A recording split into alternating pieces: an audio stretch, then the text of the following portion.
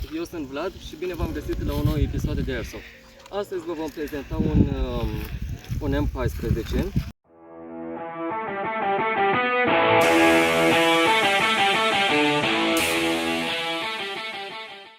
Acest model este produs de Sima și se numește CM032.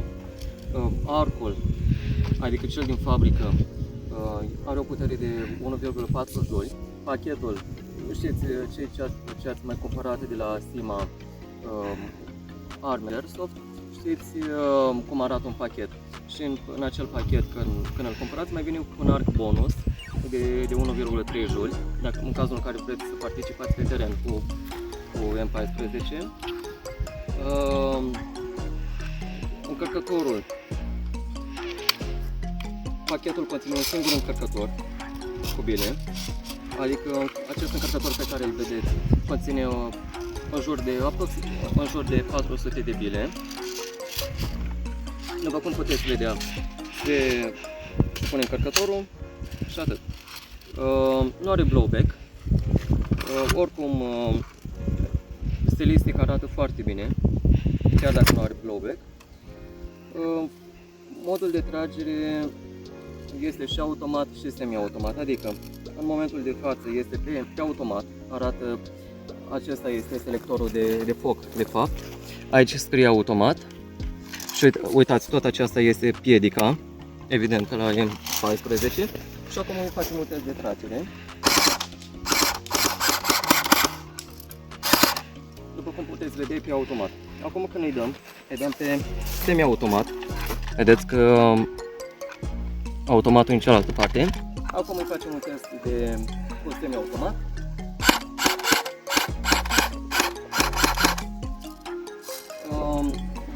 Cei care ați mai achiziționat o armă de la Sima știți că, în general, încărcătoarele de la Sima au o rotiță, la fel ca la Kalashnikov.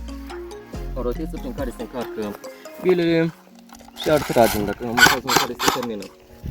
Cătarea este foarte faină.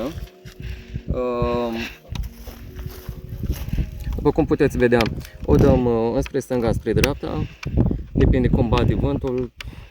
Aici pentru distanță.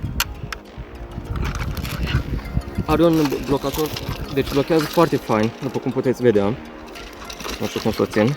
Uitați, e fix ca aia reală, adică de arătat arată foarte bine pușca. Vedeți? O blochează sau ăla e adevărat. Are o greutate de aproximativ 2 kg, 3 kg. Are o lungime de aproximativ 1 metru și 13 cm. Țeava, după cum poate observa, este din fier, iar patul și corpul puștii este din plastic ABS. Bateria, tipic Sima, este băgată în patul puștii. Se deschide.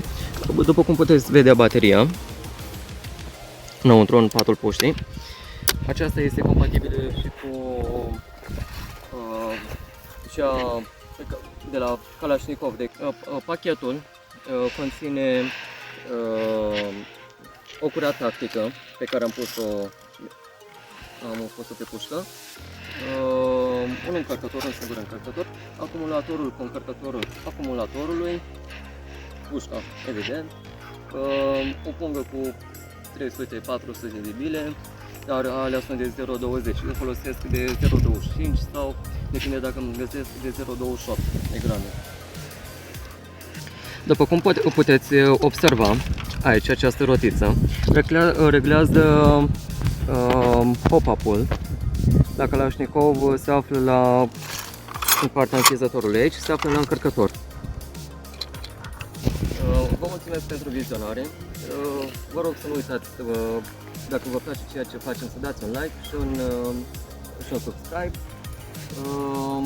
Dacă vă achiziționați, vă recomand din toată inima.